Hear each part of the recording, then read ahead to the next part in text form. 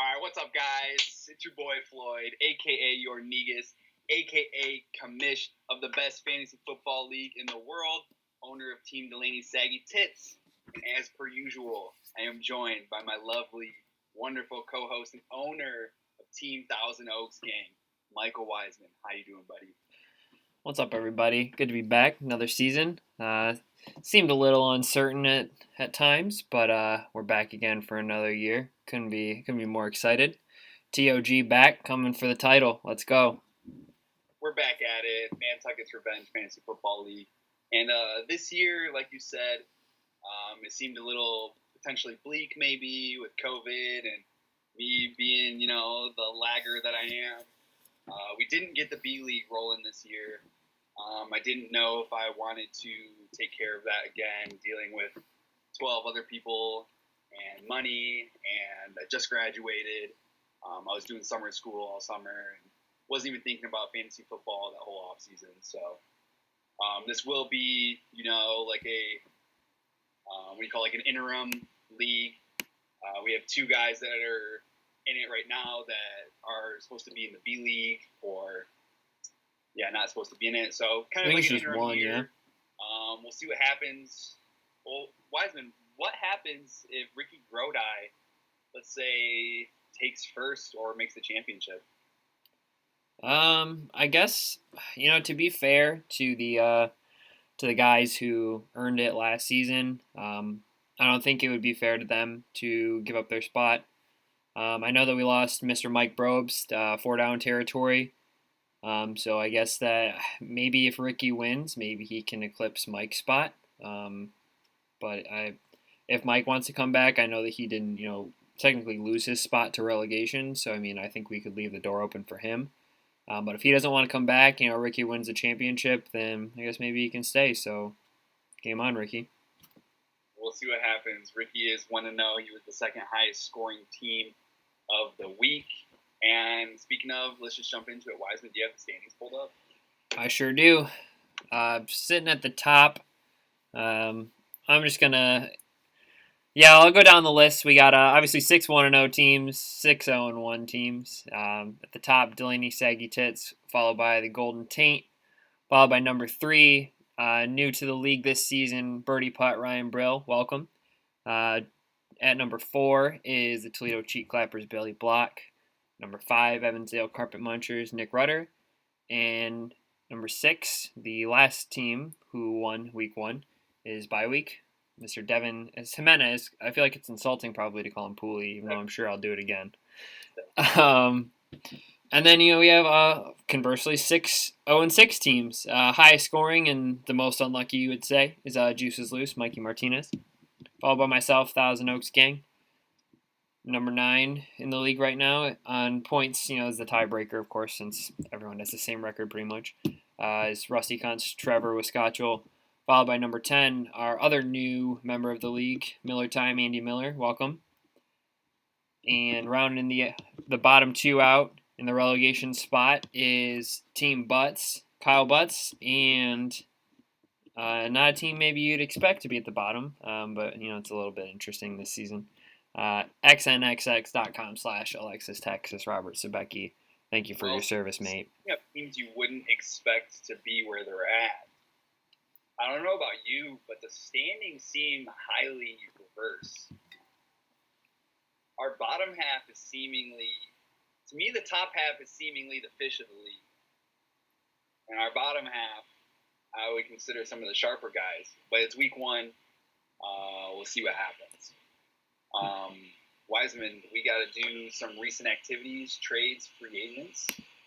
Let's do that. Yeah, definitely an interesting week. I think that, writing's not necessarily on the wall. We're only 1 week into the season. A lot can change. There's still a lot of football to be played. So, maybe some guys got lucky week 1. Maybe they, the guys who you would call them fish, maybe drafted better than usual. Maybe they had a little bit of luck on their side. But, if they are, as you say, fish, then you would imagine it would correct itself out over the course of the league. And before we lose sight of it, can't forget Rob, obviously, scoring the least amount of points. He gets booted from the Survivor Challenge, so he will not be getting that bonus. And me scoring the most points, I get the $100 week one bonus. Those things.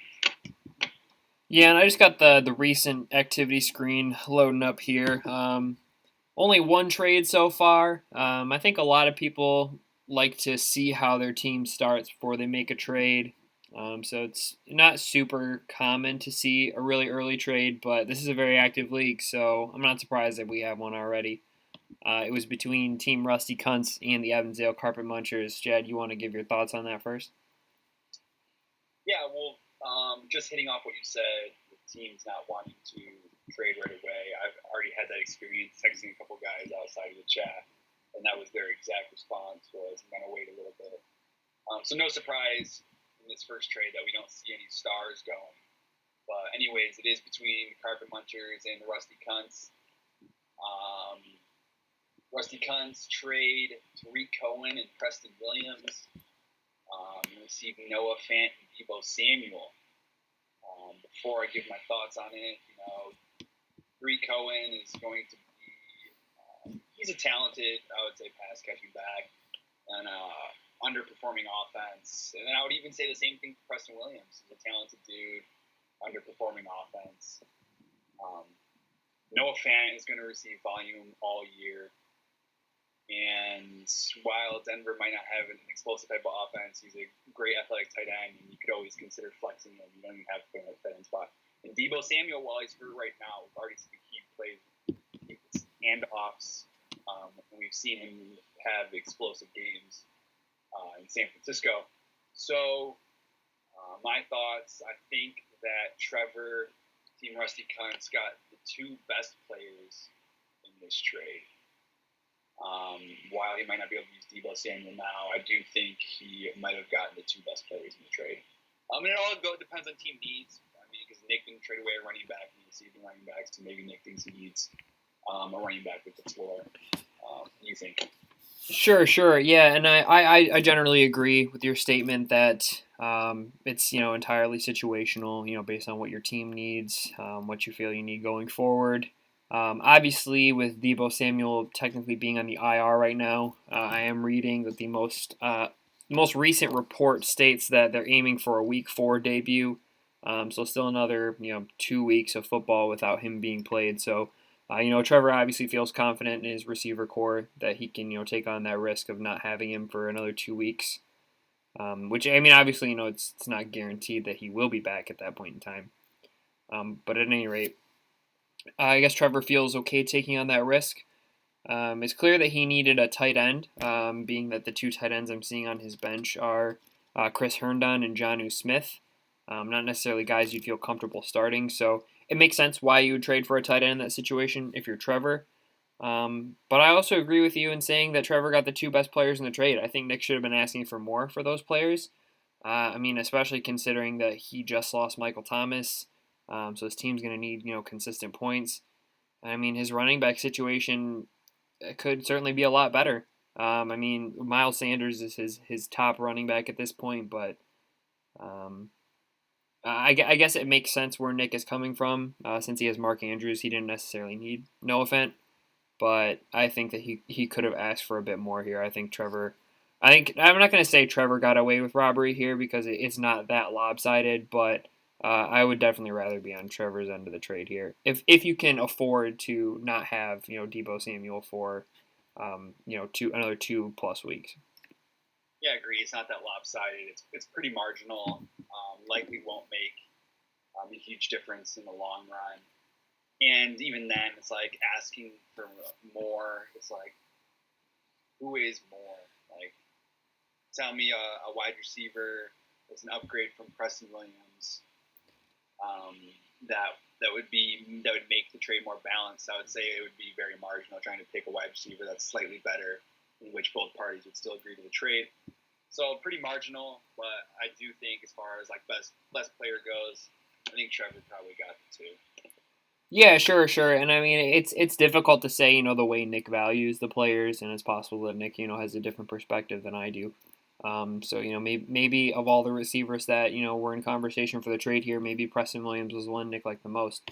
It's hard to say what was offered to begin with, but Preston Williams is super talented, and Miami will likely be playing from behind all season. Therefore, they'll be passing more. Right. And if Patrick is still throwing balls, you can guarantee that you'll be throwing high volume towards Preston Williams.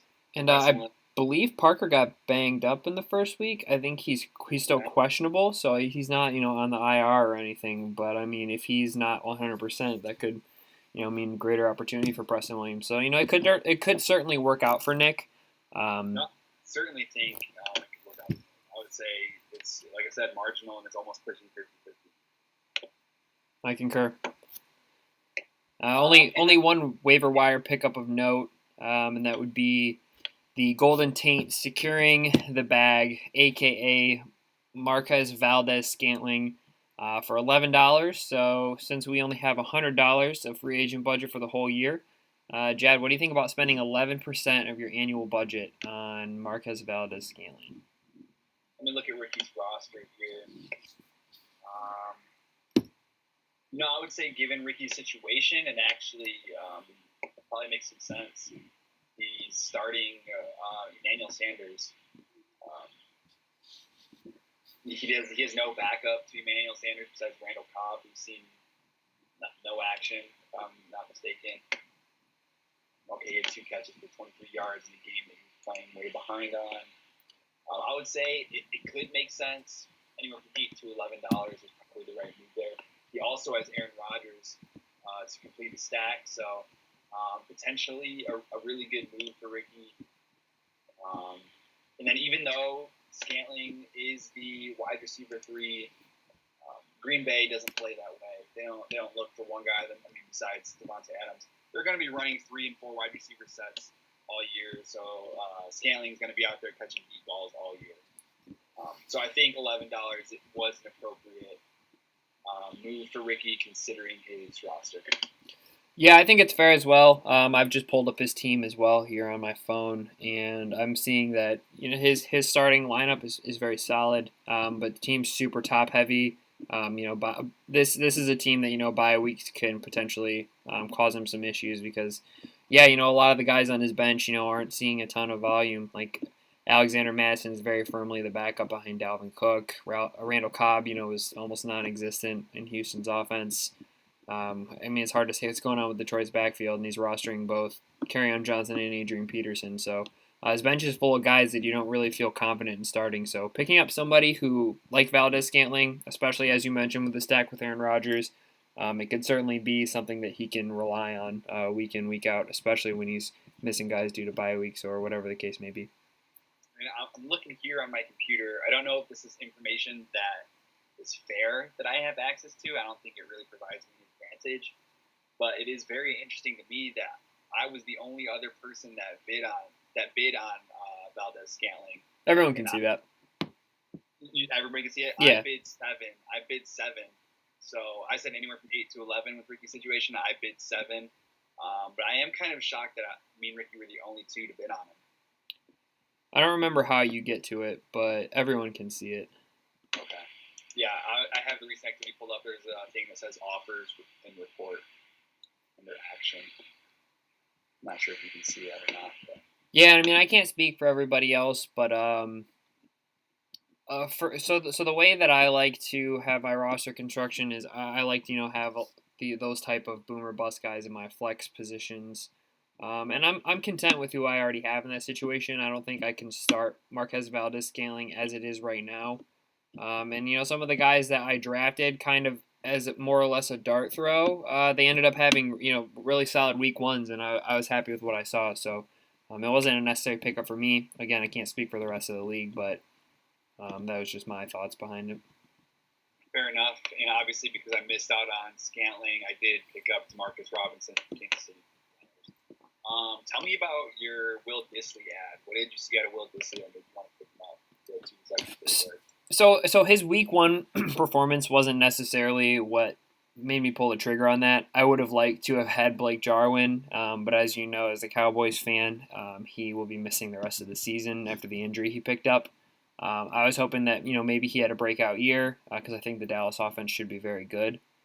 But normally I'm not the guy who will advocate for rostering two tight ends, but the running backs and the wide receivers are pretty thin on our waiver wires, being that our league is so deep and the starting lineups are so large. I was just kind of thinking back to Will Dissly played a very pivotal role in that Seahawks passing game last season, and I think that if they're easing him into action as they should after a big injury that he had, I believe it was an Achilles injury. So I think that they're just easing him back in. While he only had 2 catches in week 1, I think that if he can recapture that role he had last season, I think he could be a very solid weekly start at tight end. It's all speculation at this point, of course, but that's essentially what you get on a waiver wire in the league that we have. What do you make of Kyle Butts dropping Nicole Hardman? I think that Mecole Hardman, super talented player, very good wide receiver, incredible speed, can keep up with Tyreek Hill, and there's probably few people on the planet that can do that. So, very talented football player, but that doesn't always translate to fantasy value. The Chiefs are arguably the best offense in the league, and having a piece of it is great. I think that's the reason why you picked up DeMarcus Robinson. But if you can't rely on him for consistent points, it's hard to have any confidence starting him in your lineup.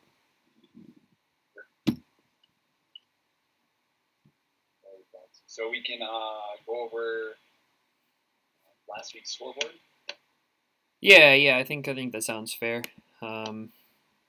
Any significant upsets that you may have pinpointed, or it's hard to say who's the favorites after just 1 week. We'll run through each game quickly, but obviously the only one that comes to mind is just seeing Mikey score the third most points in week 1, but unfortunately he had to go against Ricky, who scored the second most points. So obviously that's unlucky. Obviously at the top of my screen for the first matchup, it's going to show me versus Andy, but we're looking at your screen. So who do you got up top? Is it yours? Yeah. Yours is second though. So if you want to go over yours, that's fine. All right, sure. So me versus Andy Miller.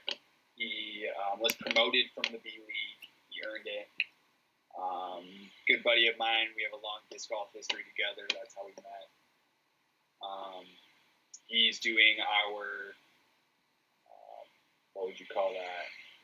The projected wins, right? Yeah, the expected wins outcome. He's doing that for us. He's a sharp dude. Anyways, I thought on paper it was a pretty damn good matchup. I wanted Will Fuller's a great grab always. Such as DeAndre Hopkins leaving, Allen Robinson's a stud. Dak Prescott, I believe, could be the quarterback 1 this year. Anyways, I ended up kind of blowing him out because I was the highest scoring team. He was unlucky that Kenny Golladay couldn't play. He got a 0 out of one of his guys. But it's nice. He is fortunate with the Marlon Mack injury. He's got Jonathan Taylor, so moving forward, that's going to be good for him. There wasn't much he could do in this matchup. Saquon going against Pittsburgh's tough defense. He honestly never really had a chance. That's all I can really say. All of my studs performed, and that was the end of it. Yeah, and I think just looking at the scores alone, you almost won with just Kyler Murray, Devontae Adams, and DeAndre Hopkins. Great performance from David Johnson as well. Apart from that, your team did enough. It's hard to say why he chose to start Brandon Ayuk. I know he was a very promising rookie coming into the league. Unless Homer, by the way. What's up? That Andy is also a 49er homer, by the way. Okay. Maybe that's why. That's nice to know. But at the same time, being a sharp dude that he is, you think that he would have up-to-date news and would have been able to start somebody else in that spot. But it doesn't look like anyone on his bench would have made a difference anyway. Alrighty, on to your matchup. Thousand Oaks Gang versus Billy Block, Toledo Cheek Clappers. We'll have you take it away. Yeah, it's taken a second here to load up on my computer, but I can tell you right now that the main reason why I didn't get the result is simply because I didn't get any production out of my running backs. I think they both had 5 points, so it's just not going to cut it. My wide receivers did enough. My quarterback and tight end were good enough. My flexes were fine. It's just my running backs really let me down. I think Billy beat me by probably about 20 points, maybe something like that. 9 points. Okay, yeah. So maybe I make the right flex decision. Maybe I start Darius Slayton instead of Deontay Johnson You or Anthony Miller. high Billy if you start J.K. Dobbins over Gibson. But Right. I think it was the right move going into week 1 to start Gibson. A lot of the fantasy touts were saying start Gibson. But yeah, it came down to one move for you, and that doesn't help. So. Yeah, I mean, it's difficult to know who to start. Hats off to Billy. He's got a pretty solid team through and through. So I think that he probably deserved the win this week. I just hope for better production on my running backs going forward, and my team should be fine. Just a rough start, I would say. Agree. Good win, Billy. Moving on, we got the Evansdale Carpet Munchers versus Rusty Cunt. Rudder versus Trevor Gotcha. Nick won this one by 10. So once again, let's see, it was probably a potential one-person move. Let's see if Trevor could have even won it. I don't think he could have with one move. No, it doesn't look like he could have. But a good matchup nonetheless. Nick got what he needed out of some of his studs, or he got enough. He never really got a lot. It hurts him moving forward that Michael Thomas is hurt. Calvin Ridley and Sammy Watkins and Mark Andrews were able to pull it away for him, essentially. Yeah, and I'm having a little bit of difficulty pulling it up on my computer screen here, but it looked like the main difference here was the performance out of Calvin Ridley, Sammy Watkins, and Mark Andrews. They pretty much scored what looks to be about 70 to 80 of Nick's 130 points. So, I don't think Trevor has any reason to be concerned. I think that the players that he has are just fine. Obviously, Le'Veon Bell getting hurt long term is not going to help him out or do him any favors. But I don't think Trevor has anything to worry about going forward.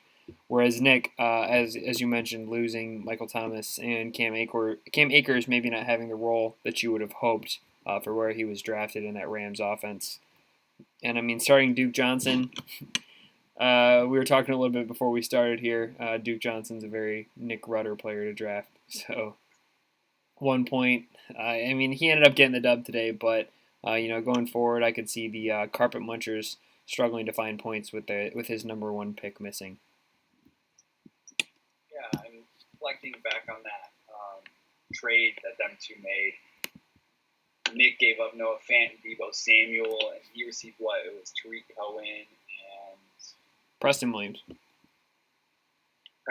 Yeah, I think another guy you could ask for a potential 3 for 2 is maybe CD Lamb. I've seen some great promise out of him in that game. I'm excited as a Dallas fan to see what that offense does with CD. Moving on, we got the matchup of the week. That was the second highest team point total versus the third highest point total. That was Ricky Brodine and Mike Martinez, the Golden Taint versus Juices Loose. 7-point difference, 149 to 142. Ricky had a bunch of pretty good guys going. Russell Wilson, Dalvin Cook, James Conner getting hurt doesn't help. We're going to be curious about Chris Godwin, his role moving forward with Tom Brady versus the gunslinging Jameis Winston. To me, in theory, Jameis Winston is the better quarterback for Chris Godwin's fantasy value. So we'll have to see. He's going pretty high in drafts. So we hope that pays off for him. In the same situation with Odell. I mean, when you grab 2 stud wide receivers early, you really need him to pay off. So hopefully that pays off for Ricky in the future. But he's got a pretty solid team regardless. Mikey had Adam Thielen rolling, Ezekiel Elliott rolling, Cam Newton rolling. So that hurts to lose, and it sucks to lose when Mark Ingram scores you 2 points.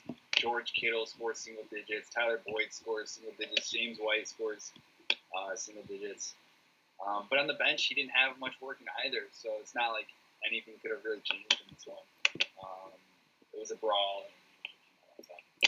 Right, yeah, and I mean, like you say, unlucky for Mikey. It's unfortunate that you put up 142 and you don't get the dub, but again, same situation with a lot of teams. Just because you've lost this week one, doesn't mean you need to tilt too hard.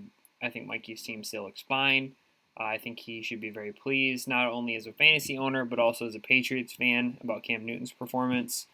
Obviously Zeke and Gurley are two proven NFL backs. Wide receivers, pretty solid. Honestly, I wasn't too high on Adam Thielen this year, but very good week one start. Henry Ruggs, although I'm always fuck the Raiders, but he's a very promising player. So I don't think Mikey has any reason to panic. I think his team's going to be just fine. As far as Ricky's team goes, it will be interesting to see what happens with Godwin. And as far as assessing Odell Beckham's fantasy value, he still got 10 targets on Sunday, and although he was only able to rein in 3 of them, I mean it's kind of more of an issue with Baker. So I guess we'll just see if maybe they're able to improve their connection. But the volume's there for OBJ. It's just going to be a matter of can Baker actually get him the ball. Yeah, it doesn't help when they're in a predictable game script against the tough Baltimore defense too. Right, and dude, Russell Wilson did his thing. That stack with DK Metcalf that Ricky had ended up being the difference for this week one matchup. Mostert had a great game, not necessarily on the ground, but a very good game in the air. And yeah, you would just say that Ricky's team performed very well this week, earning him almost 150 points. And that's going to be good enough to win you almost every single week. So I think Ricky's team is fine. I think Mikey's team is fine, and I think these could be two teams that'll end up in the playoffs if everything continues the way that it is. Sure. Moving on, we had Team Butts versus Birdie Butts versus Grill. Are they still roommates? I don't think so. I don't think so. Anyways, Grill pulls this one off by 30 points. Butts' team shit the bed outside of Josh Jacobs. He got 15 out of Stafford, 13 out of Amendola, 17 out of Woods. Everybody else was in single digits. What do you make of Austin Eckler's performance?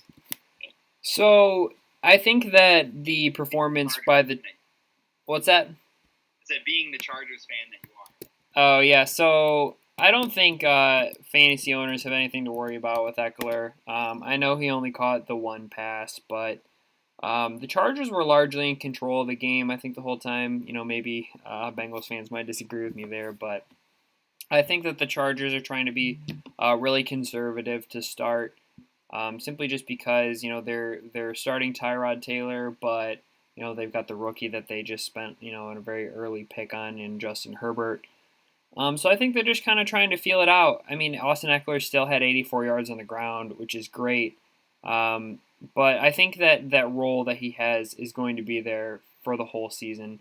And while maybe the pass catching element of it didn't shine through in week one, I don't think there's any reason to panic on Austin Eckler, man. He's a really talented and hardworking guy. And even if Joshua Kelly ends up taking Melvin Gordon's role while Justin Jackson is hurt, I still think Eckler has a lot of fantasy value. You don't make a difference between Tyrod versus Phillip Rivers for Eckler's performance?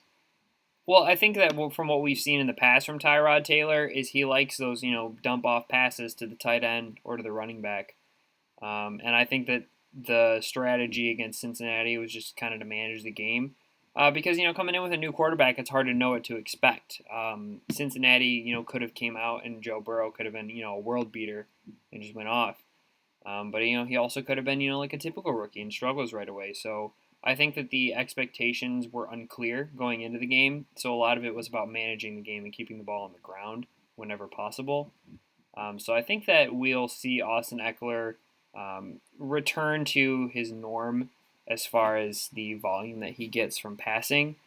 But I think that the Chargers were just kind of going into this game not necessarily knowing what to expect and wanting to keep the ball as much as they possibly could by running it as opposed to throwing it. I'm going to disagree. I'm going to go ahead and say, Butts, you better panic and get rid of Eckler to somebody like Wiseman while you can, because you're going to be disappointed. But what do you make of Joe? Take a big drink. What do you make of Joe Burrow? Unfortunately, they never fucking air the Chargers games where I live, so I didn't even get to watch much of it. But he took an L. That's all I'm going to say. I watched the full game highlights. I thought he looked better than most rookies. I didn't see anything wild other than I watched him try to do a shovel pass throwing right into fucking Melvin Ingram's arms. He looked okay. He's taller than I thought he was. But he looked all right. He looked better than most rookies. We'll see what happens. But anyways, Burrow pulls this one out. Most of his guys scored in double digits, except for Keenan Allen and Brandon Cooks. When most of your guys score in double digits, that's probably gonna win it. But surprisingly enough, I was looking at projected. Never mind. Yeah. When most of you guys score double digits and you're facing somebody who has a guy that scores 1, 2, 1, 5, you're going to win every time. So moving on. Yeah, 137 is a pretty respectable score. That's going to, get the job done most weeks. So, well done on winning your debut matchup, Ryan Brill. Sir, and the last matchup of the week was one of our low-scoring matchups. Combined total of 231. Is that the lowest of the week? Yes, it is. So the lowest scoring total of the week, which is why Devin Pooley, after winning, is in 6th and Roberts in 12th. Our lowest scoring winner versus our lowest scoring loser. Devin Pooley team bye week versus Rob. Obviously, Rob had struggles drafting. He had to draft via Facebook Messenger with Wiseman. Wiseman trying to keep up with 2 teams. Rob wasn't happy that he got DJ Moore and Christian McCaffrey. But, when you can't do your own draft, at the end of the day, you're lucky you're still in the league. I'm pretty sure Rob told me. I'm not sure if he told everybody this or if people are aware. I think he's going to be back in Toledo for good. I could be wrong. Spoiler. I'm not sure. I really don't remember what the message exactly said. He could be back end of September. So then maybe he can manage his own team and pull off all the finessing trades that he does. But anyway, he pooped his pants against Devin Pooley, even with Lamar Jackson and Christian McCaffrey. Wiseman, what do you make of this matchup? Yeah, I think that that Rob wasn't too happy with the team that he ended up with. But I will say a good percentage of the team that he has are people that he asked me to draft for him. While that may not be the case with the number of Carolina Panthers players he ended up with, for the most part, this team was 90% Rob's choice. I would say that, listen, Rob, when you get a chance to see this, we obviously appreciate what you're doing for this country. But I don't think you were necessarily in tune with, the most up-to-date news in the NFL and, fantasy information. But because he was asking me to take some people in certain rounds, and I was like, I don't feel too confident about doing that for my own team. But listen, you've won how many championships? Who am I to judge you in your picks? As for Devin's team, I'm not gonna disclose. But at any rate, Devin's studs performed for him. Julio, great week. Juju, great week. Clyde Edwards-Helaire, great week, and it ended up being the difference. Lamar Jackson, Christian McCaffrey would obviously have carried you to a championship last season. I guess we'll see if that's the winning recipe this year. Yes, sir. So that was our summary of our week 1, and we're just gonna jump right into week 2. We got games going tomorrow. Do you know who plays tomorrow? Yeah, it's Cincinnati, Cleveland. Oh, sweet. Who do you got winning that one? You didn't get to watch Joe Burrow, but put it this way, Joe Burrow played like middle of the line quarterback. It wasn't terrible. It wasn't great. And he can run. So. Well, I will tell you this. I did not get to watch the Bengals versus the Chargers, but I did get to watch Ravens versus Browns. And the Browns looked terrible. So give me the Bengals narrowly. Give me the Browns. If the Browns are going to beat any team, it better be Cincinnati. Otherwise, who are you going to beat? So I'm going to take the Browns. It's a short week. Give me Baker Mayfield revenge game. As far as moving forward, I think Baker fucking sucks just as bad as every other Cleveland quarterback ever.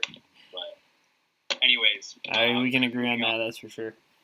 I'm starting the Browns defense this week. I picked them up off the waiver. I'm thinking a pretty good pass rush. Could get to Joe Burrow, create a turnover too. So I'm starting them. It's the first matchup of the week. It's me versus Evansdale Carpet Munchers. I'm projected to win. I don't remember by how much. It's not showing it for some reason. I'm seeing that you're projected to win by 12 points, which is a lot in projections. Yeah, but I'm trying to see how I take it away then, because I'm looking at the projections, but I'm not in the right tab. Yeah. So what I'm seeing here, just going down the line, I don't want to get too in depth in it. But basically, it seems like you've got him outgunned at essentially every position apart from maybe tight end. I just think that, with Higbee. Tyler Higbee has the potential, but Mark Andrews is just a consistent producer on that Ravens offense. And, I don't feel necessarily too bad about the flex decisions that Nick has in right now, but in a PPR league, starting 2 running backs as your 2 flex is quite risky. Both these guys do have, that pass catching element to their game. So I think it could pan out for him, but I think the projections would be correct in saying that you should win this one, especially since Nick's missing Michael Thomas. Yeah, it just seems that if everything goes, the way that you would imagine it would, that they should make Delaney saggy tits 2-0. Yeah, I think I'll pull this one off. I think if Nick had Michael Thomas, he'd have a really good chance of pulling one off, because I'm going to take Nyheim Hines all day behind that Indy offensive line, catching the ball. So Miles Sanders, I assume, is playing. And I always consider a good running back against the Rams, because pass catching back against the Rams, it's going to be always a higher scoring game. You got to love Mark Andrews. And the weakness in his lineup right now is Preston Williams against a really tough Buffalo defense. So if Michael Thomas is there, I think he has a real chance with Watkins and Ridley going. But I don't think he is going to be able to get there. My matchups aren't extraordinary this week. My best ones are going to be Kyler Murray and DeAndre Hopkins going against Washington, and Michael Gallup going against Atlanta. Hopefully, A.J. Brown can have a bounce-back week this week. But I don't see anybody stopping Devontae Adams or DeAndre Hopkins or Kyler Murray all year. So, yeah, I think I should be able to pull this one off rather cleanly. Yeah, I'd say Nick's best bet is a repeat of last week's stat lines from Calvin Ridley and Sammy Watkins. Which, if that happens, he's got a chance to beat anyone any given week. But it's tough to say if that's going to be sustainable. So yeah, I'd say that you have the edge here, but of course anything can happen. Agreed.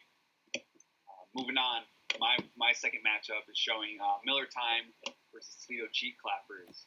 Andy is projected to win by only 2, 130 to 128. We know projections don't mean anything, but when I take a look here, I'm seeing that Andy has the nuts matchup with Dak Prescott going against Atlanta. I actually like Allen Robinson against the Giants. Jonathan Taylor is thrusted into a great role. He is starting 2 Lions, but I don't hate it. Will Fuller, any given week, doesn't even matter who the team is facing, could bust off for 30+. Looking at Billy's team,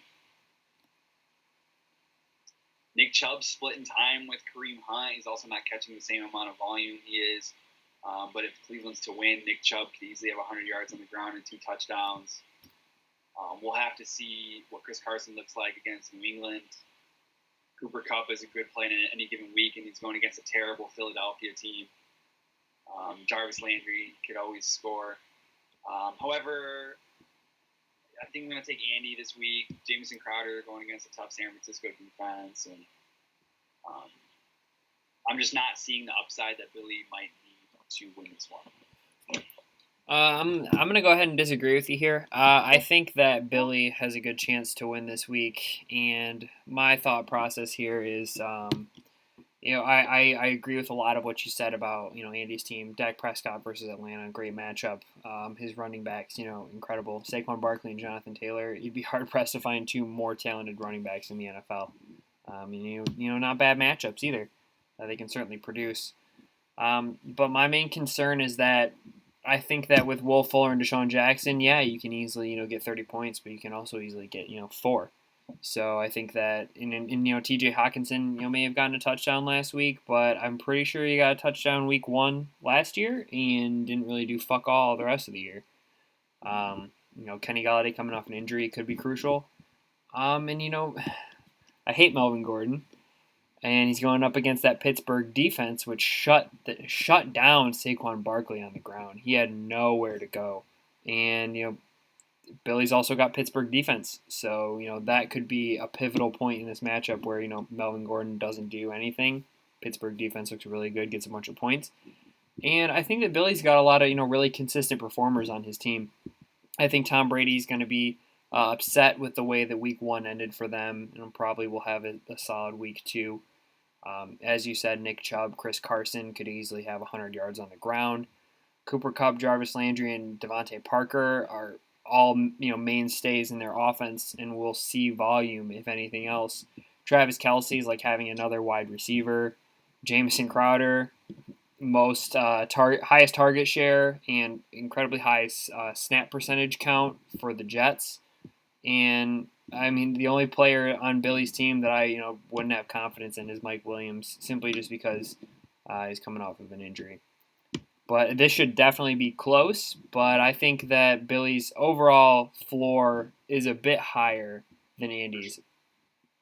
Billy's floor is definitely higher than Andy's. I got Dak Prescott as the QB1 this week.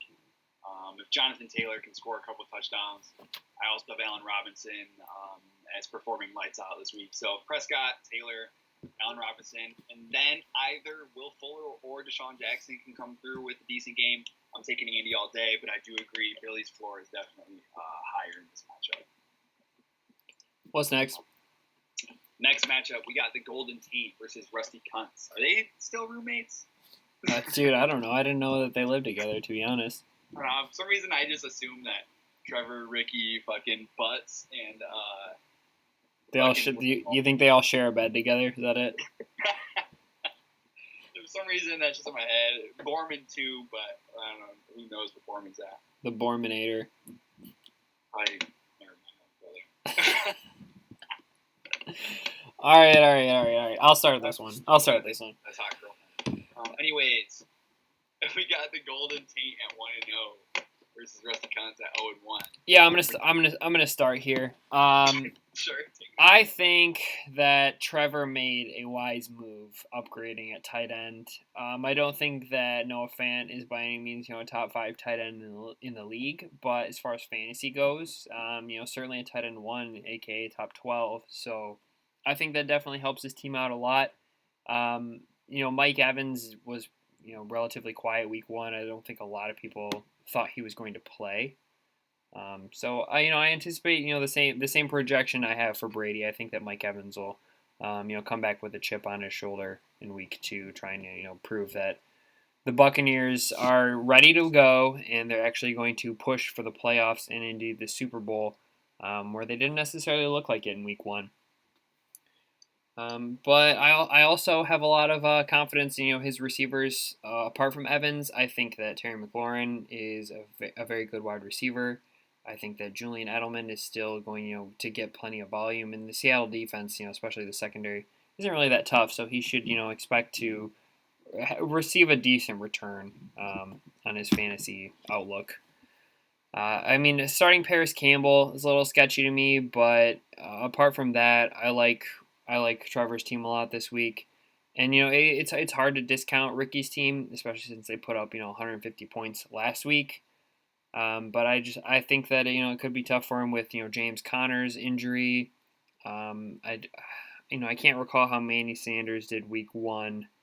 He got a touchdown, but 10 points is maybe a little more than what you need from your flex. I'm gonna say that I think that Trevor has the slight edge in this matchup, only just because I have a little bit more confidence in his studs, so to speak. I have more confidence in Evans as far as fantasy return, just because of his ability in the end zone. And I think Alvin Kamara's involvement in the passing game is going to make him a better start this week than Dalvin Cook is going to be. Yeah, I'm going to take Trevor all day in this one, too. CeeDee Lamb is in the nut matchup. Noah Fant, while he's facing a tough Pittsburgh defense, I understand that tight end is very touchdown dependent, and there's going to be not a lot of points scored for Denver in that game. There's also not a lot of targets to go around for Denver, so I think Noah Fant's totally fine there. I don't know about Julian Edelman's outlook. Like I said, Terry McLaurin should be no problem. Kenyon Drake all day against Washington. Ben Roethlisberger, Pittsburgh's offense is going to be fine. Pittsburgh's going to be at minimum a 10-16 this year, so I'm okay with that. And I haven't done a lot of research like I used to do. But I remember last year, maybe 2 years ago, I think it was last year, the Jets' defensive line was the top run stopping defensive line. So I'm not sure if that's still the case. If it is, Raheem Mostert, who knows?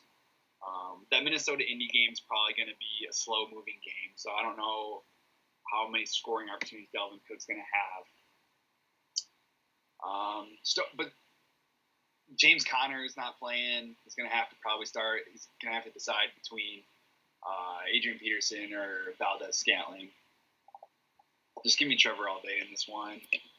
It could go both ways, but I like Trevor's weaknesses. I guess I like Trevor's floor better than I like Ricky's, and I think they have pretty neutral upside. So, yeah, Trevor slight edge, agreed.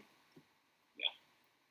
Next matchup, we got Team Butts owner Kyle Butts versus the unluckiest team in the league as of right now. Juice is loose, aka Mikey Martinez. He's projected to win by 6 points, and as we've seen, 6 points is an okay amount for projections. Quick scan of the teams. Cam Newton in a nut matchup against Seattle. Ezekiel Elliott in a nut matchup against Atlanta. And I would even agree vice versa. If Todd Gurley is going to score any points this year, I hope he can do it against Dallas because I think this is going to be a 30-plus point game from each team. Adam Thielen, I don't know what you were talking about, why you didn't like Adam Thielen this year, but Adam Thielen is going to be the man. I mean, I know that they're a run-first team, but he's going to have all the targets. There's no Stephon Diggs. And we didn't get to see much out of Irv Smith. Tyler Boyd's going against Cleveland. George Kittle's a smash every week. Mark Ingram, I don't know what his deal was, scoring 2 points. But it's another great matchup against Houston. Should be a rather high-scoring game.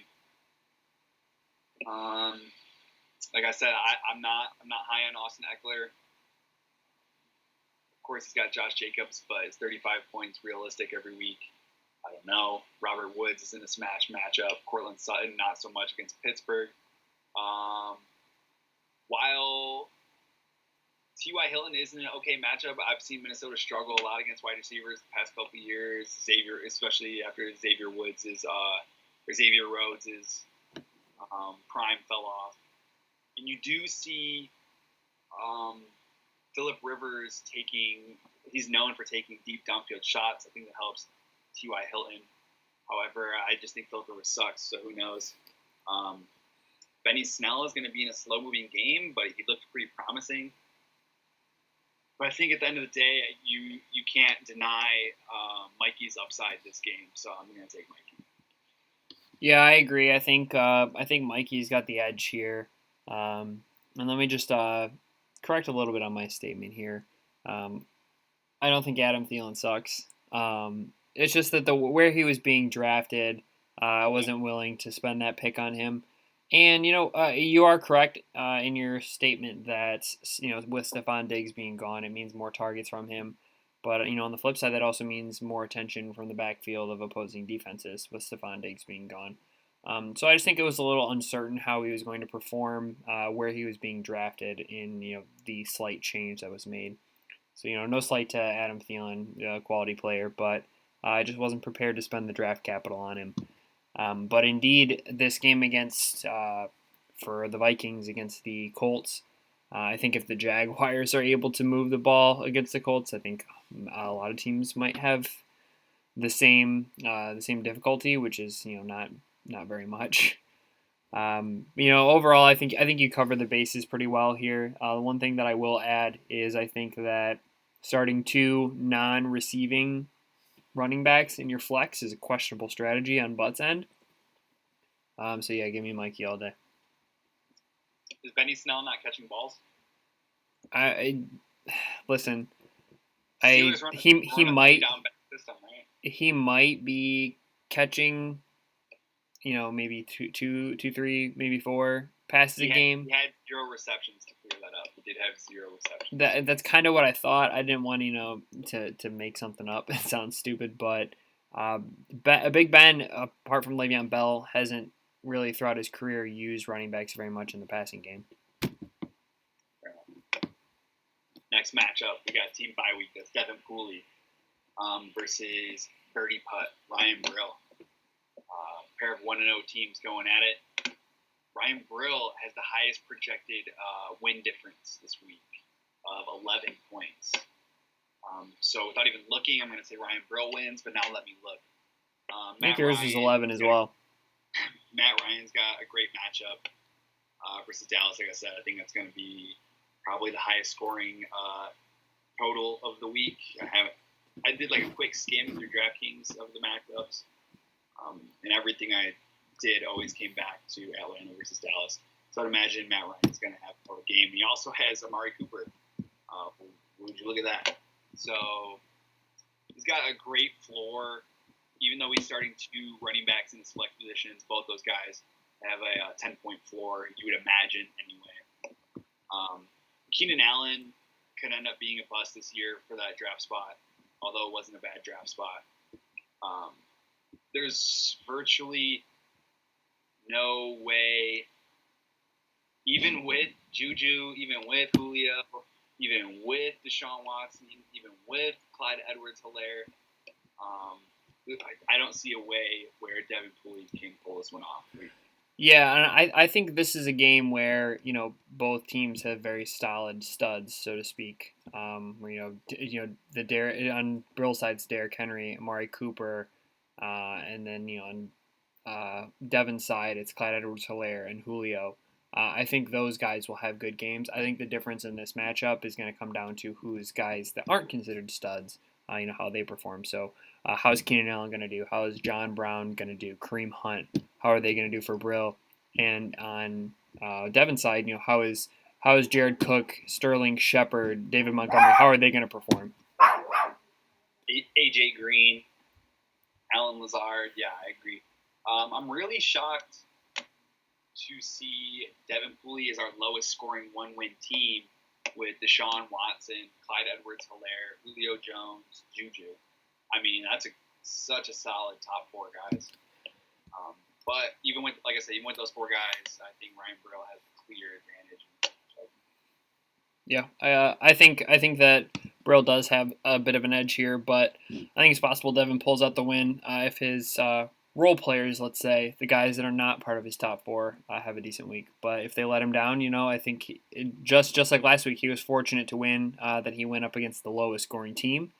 So I think that if he doesn't get the performance a second consecutive week out of his non-studs, then I think that it'll spell a loss for him.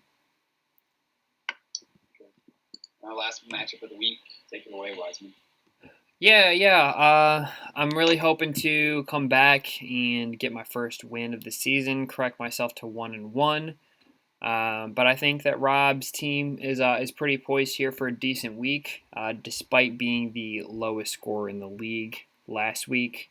Since he's not able to make adjustments to his team on the fly, we might have to be fair to him, make some changes to his lineup, at least his starters anyway.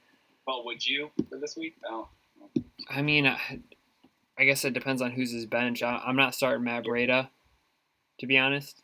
But I mean, that's something that we'll figure out for him. I'll message Rob. Rob is available via Facebook Messenger. Okay. So, yeah. I really like my chances this week. To be frank, I obviously as a Chargers fan think that the Chargers have a super solid defense, but dude, the Chiefs are going to tear anybody up. And I think that Pat Mahomes Tyreek Hill stack could be a week winner for me.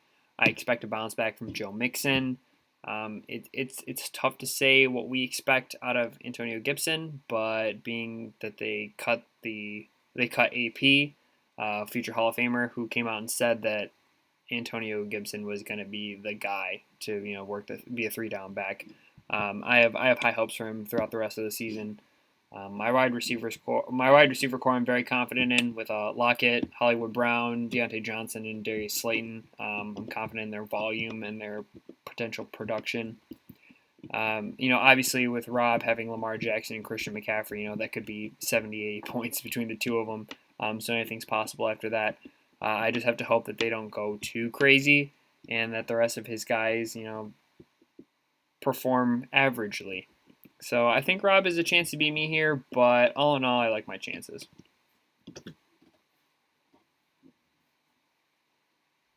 Yeah, give me. I got to piss, so it's hard to think right now. But I mean, too many Trulies. Houston seems like a guaranteed 30 ball. I hate to say it, but it seems like a guaranteed 30 ball. Christian McCaffrey. It all depends on this matchup. It seems for Rob is going to be huge on Carolina versus Tampa Bay. I like Ronald Jones equally, if not more, than I like Leonard Fournette as far as fantasy output goes. If we start Robbie Anderson over Matt Breida, that now means Rob is starting McCaffrey, DJ Moore, and Robbie Anderson. So I think this one is going to be very thin. You guys are going to have a good matchup. It's so hard to argue against Lamar Jackson and Christian McCaffrey. Let's see if I have to pick. Give me Rob David this week. Yeah, I think with Lamar Jackson and Christian McCaffrey, you give yourself a chance to win any week. So again, it's going to come down to everybody else. Yeah, all right. I got Rob Specky this week. I think he's going to get one or two lucky performances and pull it off. I don't think your matchups are as favorable as you would like. Maybe not, but I'm hoping to avoid 0-2 nonetheless. For sure. And that's all of our matchups for this week. It was a fun week one. I did okay in DraftKings. Speaking of DraftKings, boys, we got our Glass City Weekly League up and running. If you would like to get in the DraftKings League, we play $3 matchups, $2 matchups, $5 matchups, head-to-heads, double-ups, winner-take-all, 3-man, 5-man. If you want to get in the DraftKings League, which you all should want to, hit me up. I will send out the invites. It'll be cool if we can get a weekly couple contests of DraftKings going every week. So hit me up for that. All right, I don't have anything else. Go Bolts. I hope we beat the Chiefs' ass, but I'm not expecting it. So let's hope for another good week of fantasy, good week of football. Stop the spread. Wear your mask. I love the sign out, Wiseman. Heading into week 2, it's crazy how fast fantasy season came up this year. I'm just happy football is going, sports are going. Big Ten is about to be going again. Man, I love the fall. So it's a good time. It's a good time. I hope everybody enjoys this season, and good luck, everybody. Cheers. Cheers, y'all. Get in DraftKings.